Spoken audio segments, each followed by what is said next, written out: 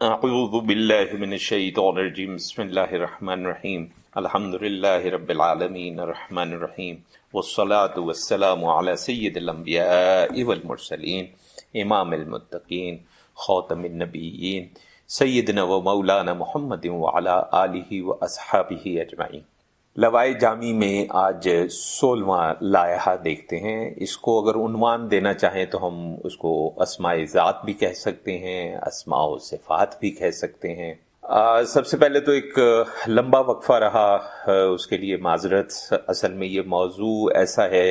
اور یہ لوائح ایسے ہیں کہ ان پہ گفتگو کرنے کے لیے خاص ذہنی کیفیت کی ضرورت پڑتی ہے، اور اس 16ویں لائحہ کے بعد تو ویسے بھی تنزلات ستہ کی گفتگو شروع ہو رہی ہے، جو کہ انتہائی فلسفیانہ طور پہ گہرے موضوع ہیں اس کے اندر، اور اسی کی بنیاد پہ پھر تحفہ مرسلہ شریف ہو گیا، یا حضرت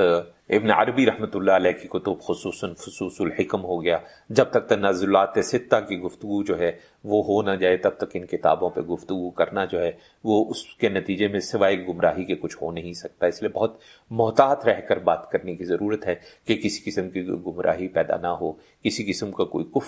کفر یا کلمہ جو ہے وہ زبان سے نہ نکل جائے۔ جو اسماء ذات کی گفتگو ہے جس پہ لائحہ 16ویں لائحہ میں جامی رحمۃ اللہ علیہ نے لکھا ہے، سب سے پہلے تو ذہن میں رکھیں کہ یہ کلامی بحثوں میں آتا ہے۔ علم الکلام کے ہمارے علماء علیہم الرحمہ، ہمارے ائمہ علیہم الرحمہ نے اس قسم کی گفتگو کافی کی ہے، علم العقیدہ پہ بات کرتے ہوئے کافی کی ہے، لیکن عوام کو عام طور پہ ان بحثوں سے دور رکھا گیا ہے، اور اسی وجہ سے عام طور پہ اس قسم کی کتابوں کی بحثیں، اس قسم کی کتابوں پہ جو دیے گئے موضوع ہیں ان کو عام طور پہ عوام تک نہیں لایا جاتا۔ اور ہم پہلے بھی کئی بار کہہ چکے ہیں کہ چونکہ آج بے تحاشا لوگ غلط تشریح کے ساتھ اور کفریہ کلمات کے ساتھ ان چیزوں کی تشریح کر رہے ہیں، اس لیے مناسب یہی ہے کہ اس کو مناسب طریقے سے شرعی حدود میں رہتے ہوئے ان پہ بات کی جائے اور جو مطالب ہیں ان کو واضح کیا جائے۔ جامی رحمۃ اللہ علیہ کہتے ہیں اللہ تبارک و تعالیٰ کی ذات، بحیثیت ذات اگر بات کیا جائے تو اسماء و صفات سے عاری ہے اور نسب اور اضافات سے مبرہ ہے۔ اب یہ بڑا عجیب لگتا ہے کیونکہ ہم علم العقیدہ کی جب بات کرتے ہیں، اور ہم بھی اپنے کئی نشستوں میں کہہ چکے ہیں کہ اللہ تبارک و تعالیٰ کی تمام اسماء جو ہیں اور تمام صفات جو ہیں وہ قدیم ہیں، حادث نہیں ہیں۔ اللہ کی ذات بھی قدیم ہے اور اللہ کی صفات بھی جو ہے وہ قدیم ہیں، لیکن یہاں پہ ہم یہ کہہ رہے ہیں کہ اسماء و صفات جو ہے اس سے وہ ذات جو ہے وہ عاری ہے۔ نسب اور اضافات کی بات تو سمجھ میں آتی ہے کہ نہ وہ کہیں سے ہے نہ اس سے کچھ ہے، لیکن اب اس کی اگر تفصیل دیکھیں گے تو ہمیں پتہ چلے گا۔ اس کا مطلب بنیادی طور پہ یہ ہے کہ جب ذات نے اپنے آپ کو ظاہر کرنا چاہا تو اس نے اپنے اوپر توجہ کی، تو جب اس نے توجہ کی تو پہلے ایک تجلی، پھر دوسری تجلی، پھر تیسری تجلی، پھر چوتھی تجلی، اس طرح سے تجلیات کا ظہور ہوتا چلا گیا، اور اس سے نسبتیں بڑھتی چلی گئی اور اضافتیں بڑھتی چلی گئی،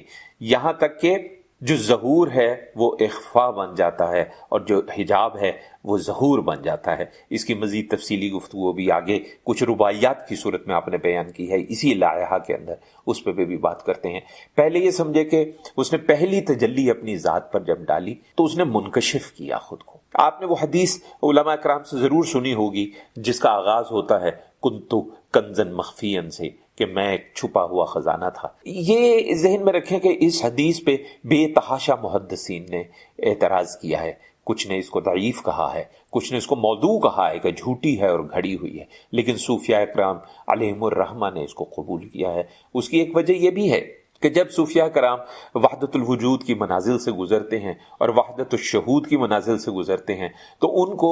اس حدیث کے مفہوم پر عین الیقین حاصل ہو جاتا ہے، حق الیقین حاصل ہو جاتا ہے۔ یہ اس وجہ سے اس کو تسلیم کرتے ہیں، اس حدیث کو صوفیاء، اور اس حدیث کو بیان کرتے ہیں۔ ظاہر ہے کہ جو خالصتاً علوم الحدیث کے حوالے سے لوگ گفتگو کرتے ہیں، جو علماء گفتگو کرتے ہیں یا جو مکاتب فکر گفتگو کرتے ہیں، وہ اس کا اختلاف کریں گے اور وہ کرتے ہیں۔ ہمارا ان سے اس سلسلے میں کوئی بحث نہیں ہے، نہ ہمارا ان سے اس سلسلے میں کوئی مناظرہ۔ اچھا، اب وہ جو پہلی تجلی ذات نے اپنی ذات پر ڈالی، اس سے اصل میں اس نے چاہا کہ میرا انکشاف ہو جائے، میں جانا جاؤں، میں پہچانا جاؤں، میں منکشف ہو جاؤں۔ تو اس میں کیا ہوا؟ پھر علم کی صفت عمل میں آئی، نور کی صفت عمل میں آئی، وجود کی صفت آئی، شہود کی صفت آئی۔ تو علم کو جاننے کے لیے، پہچاننے کے لیے، اور اس کے لیے کہ وہ خود ذات پہچانی جائے، یہ ایک تقاضا آیا سامنے کہ آشکار کرے خود کو، اور اس طرح سے آشکار کرے کہ اشیاء کو وجود میں لائے اور اپنے وجود کا ثبوت دے۔ مشہود نے یہ صلاحیت پیدا کی کہ خود مشاہدہ بھی کرتا رہے اور مشہود بھی بنا رہے۔ اسی طرح ظہور جو ہے وہ بنیادی طور پہ نور کا خاصہ ہے۔ باطن کو ظہور کے مقابلے پہ فی ذات دیکھا جائے تو وہ اول ہے، وہ مقدم ہے، یعنی پہلے باطن ہے اور پھر ظاہر ہے۔ یہی وجہ ہے کہ ظاہر و باطن کو اول و آخر کے اسما سے بھی تعبیر کیا گیا ہے۔ اسی طرح پھر دوسری تجلی آئی، اسی طرح پھر تیسری تجلی آئی، یہاں تک کہ ذات باری تعالیٰ جو ہے وہ اپنی تجلیات کا مظاہرہ کرتی رہی۔ یہ جو اضافت ہے اس میں ہمیشہ اضافہ ہوتا رہا ہے اور اضافہ ہوتا رہے گا، اس سے نسب بڑھتے چلے جائیں گے۔ ظہور ذات جو ہے وہ اخفائے ذات بھی اسی طرح کامل ترین ہوتی چلی جائے گی۔ ابھی کچھ باتیں شاید ابھی سمجھ میں نہ آ رہی ہوں، لیکن تھوڑی دیر میں ابھی آپ کو جب رباعیات کو ہم سامنے لائیں گے تو آپ کو بات سمجھ میں آ جائے گی۔ آپ کہتے ہیں کہ پاک ہے وہ ذات جو اپنے نور کی جلوہ گری سے حجابوں میں ہے، اور چہرے پر گو کہ اس نے پردے ڈال رکھے ہیں، جلوہ آرا بھی ہے، یعنی وہ حجاب میں بھی ہے اور جلوہ آرا بھی ہے، اور نقاب ڈالنے کے باوجود جلوہ آ رہا ہے۔ اور ذات مطلق جو ہے وہ محض اخلاص ہونے کی وجہ سے پردہ اخفاء میں بھی ہے، اور مظاہر فطرت کے جلووں کی بدولت وہ ہر جگہ موجود بھی ہے۔ تو ہمارے ہاں جو یہ ہر جگہ موجود ہونے کا مفہوم ذاتی معنوں میں لے لیا جاتا ہے، علم العقیدہ کے ائمہ نے اور علم الکلام کے ائمہ نے اس کو غلط قرار دیا ہے۔ انہوں نے کہا کہ خالق کو مخلوق کے اندر داخل نہیں کرنا، لیکن جب ہم کہتے ہیں وہ ہر جگہ موجود ہے تو اس کا جو مطلب ہے وہ یہی ہے، پردے کے ہوتے ہوئے بھی، حجاب کے ہوتے ہوئے بھی آشکارا ہے۔ تحفہ مرسلہ شریف کا ہم نے پہلے بھی تذکرہ کیا تھا، اور ہم نے کہا تھا کہ لوائے جامی کے بعد انشاءاللہ اگر اللہ تبارک و تعالیٰ کے اذن و توفیق سے اگر ہمیں موقع ملا تو تحفہ مرسلہ شریف کو بھی دیکھیں گے اور فصوص الحکم کو بھی دیکھیں گے انشاءاللہ تبارک و تعالیٰ۔ تو اس میں بڑی خوبصورت ایک بات ہے، اللہ تبارک و تعالیٰ نے چاہا کہ اس کا حسن اور اس کا جمال جو ہے وہ ظاہر ہو جائے اور اس سے کوئی محبت کرے، تو اس نے اس کائنات کو پیدا فرما دیا۔ اور یہ جو کائنات کو پیدا فرمایا یہ 6 مراحل میں ہوا یا 6 مراتب میں ہوا۔ لوائے جامی کو جب ہم شروع کر رہے تھے تو ہم نے شروع میں بھی بات کی تھی کہ جو کہا گیا ہے کہ ہم نے اس ساری کائنات کو 6 دن میں پیدا کیا، اس کا ایک مفہوم صوفیاء کرام علیہم الرحمہ نے یہ بھی لیا ہے کہ اس سے مراد یہ تنزلات 6 ہیں، اصل میں یہ ایام مراد نہیں ہے، یہ 6 تجلیات ہیں۔ اب اس کو دیکھتے ہیں کہ یہ سارا معاملہ اصل میں کن معنوں میں ہے۔ جو آپ کی 3 رباعیات ہیں گو کہ یہ فارسی میں ہے، لیکن کسی نے بڑا خوبصورت ان رباعیات کا منظوم اردو ترجمہ کیا ہے، تو ہم براہ راست وہ ترجمہ پڑھتے ہیں کہ دلبر سے کہا میں نے کہ اے غنچہ دہن، نخروں سے چھپا نہ چہرے کی پابند، کہنے لگا ہنس کر کے حسینوں کے باعکس، رہتا ہوں نقاب میں بھی میں جلوہ فگن۔ کہ میں نے تو محبوب سے یہی کہا کہ تم جو ہے ہر وقت چہرہ چھپا کے بیٹھے رہتے ہو، تو چہرہ مت چھپاؤ، اپنے آپ کو دکھاؤ۔ تو اس نے آگے سے کہا کہ جو عام یہ حسین ہیں اور یہ ناز و انداز والے اور نخروں والے حسین ہیں، ان کے برعکس میں تو ایسی ذات ہوں کہ جو میں نقاب میں رہتی ہوں تو بھی آشکارا رہتی ہوں۔ دوسری رباعی منظوم ترجمہ ہے، بے پردہ تیرے حسن کا جلوہ دیکھے، ہے کون جو یوں چہرہ زیبا دیکھے، سورج سے ابلتے ہوئے اس چشمے کو ان ظاہری آنکھوں سے کوئی کیا دیکھے۔ تیرا جو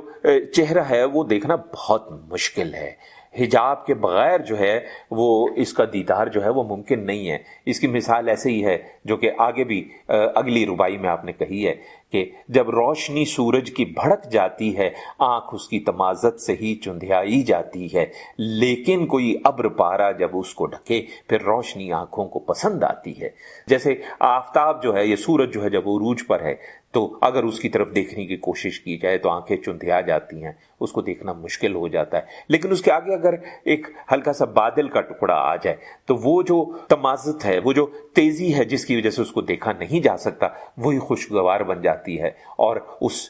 سورج کی ذات کا عکس جو ہے اس میں سے نظر آتا ہے۔ سو یہ جو لائحہ ہے، اس لائحہ میں بنیادی طور پہ جامی رحمت اللہ علیہ یہ فرما رہے ہیں کہ اللہ تبارک و تعالیٰ کی ذات وہ ہر قسم کی صفات سے مبرہ ہے، مگر یہ جو ذات اور صفات ہیں اور یہ جو اضافات ہیں یہ بنیادی طور پہ اس لیے ہیں کہ اللہ تبارک و تعالیٰ نے چاہا کہ وہ پہچانا جائے اور وہ جانا جائے، اور اس کے لیے اللہ تبارک و تعالیٰ نے مخلوق پیدا کی، اور جب مخلوق پیدا کی ظاہر ہے کہ اگر وہ کریم ہے تو وہ کریم ہونا اس کا ظاہر تبھی ہوگا جب کوئی ایسی مخلوق ہوگی جس پہ اس کے کریم ہونے کا اظہار ہو۔ اگر وہ خالق ہے تو جب کوئی چیز تخلیق کرے گا تبھی اظہار ہوگا کہ وہ خالق ہے۔ اس کے بعد اگلی گفتگو اس میں پھر ہمارا ذات کے پہلے تعین سے، جسے ہم